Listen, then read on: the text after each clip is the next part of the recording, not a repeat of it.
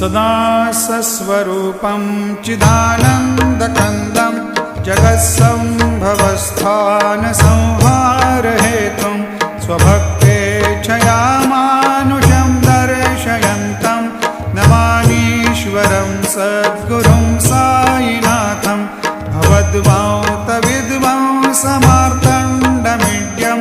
मनोवागतीतं मुनिर्ध्यानगम्यं जगद्व्यापकं निर्मलं निर्गुणत्वां नमामीश्वरं सद्गुरुं साईनाथं